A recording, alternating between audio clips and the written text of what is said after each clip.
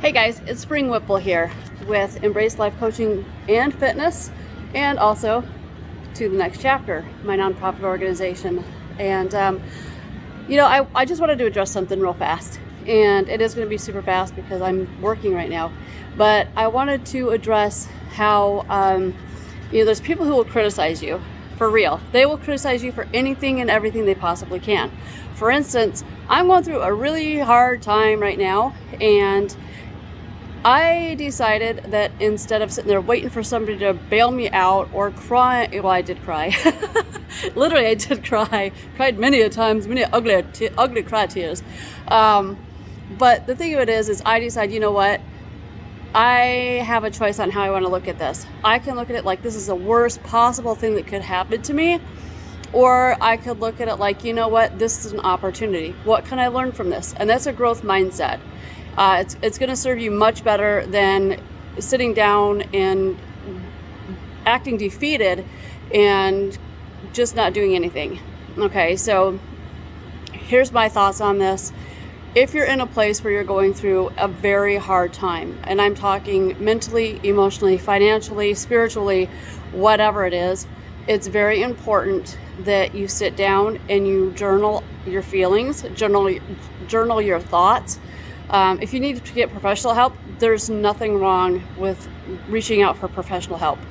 Okay, do that. That's why they are there. It's known that people need help, and there's nothing. It's actually a strength to be able to reach out and say, you know what, I need help. Somebody please help me. And you can turn to friends, but let's just be real. Okay, friends don't have the training, and after a while, it's really not fair to dump on them. And so to my friends who I did dump on, I'm really, really sorry. Thank you for being there. Hopefully, if you ever go through a tough time, I can be there for you too.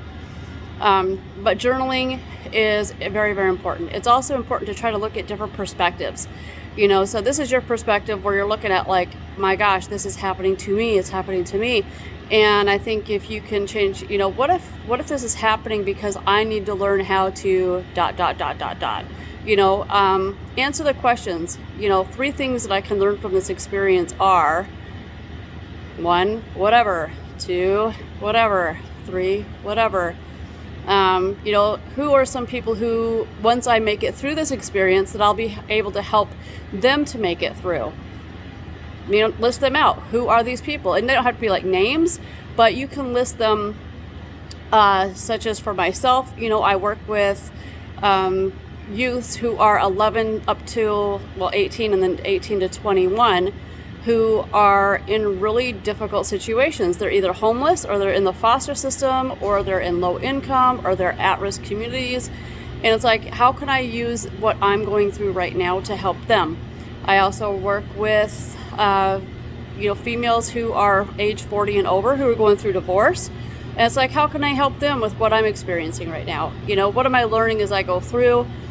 And, also, there's other people as well, because even younger, it's different going through like a really bad divorce when you're 50 plus versus when you're 20 or 30. Yes, it's just real. There's differences because now you have your retirement at stake, your future. You have less time to rebuild everything that you had built up into this point. So there's those variable things, but at the same point, I could still help younger people. My daughter's going through a very horizontal situation with myself, but she's 30 years younger than I am.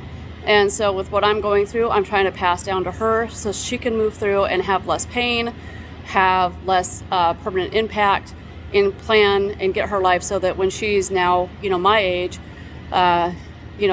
what's going on with her isn't as big of an impact as it is with me going through it. But also, just try to really understand that everything is temporary. It really is hard sometimes, but if you realize that things are temporary, you're going to make it through. You just got to keep on going and focus on the necessities. I've had to do that. Focus on my rent, on my rent insurance, on my car payment, my car insurance, keeping my electric on, keeping my internet on, keeping my phones on, And unfortunately, everything else has just been kind of like, you know what, I'm really, really sorry I didn't plan for this. I believe in owning up to my financial obligations though, so I am trying to pay on those what I can.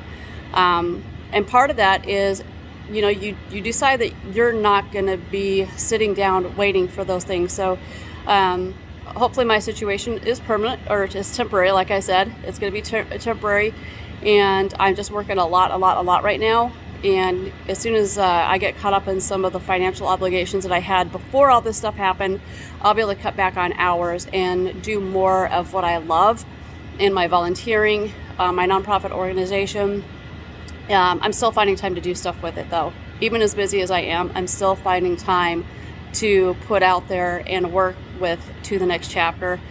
Anyway, so that's my real quick video. I got to get out of here because I am working right now. So I love you guys. Thank you for watching the video. I hope that you'll keep watching, keep following. And if there's anything I can help with, please reach out, let me know. I'm here for you. I'm your cheerleader. I'm your coach in your corner. And I love you. Take care. Bye-bye.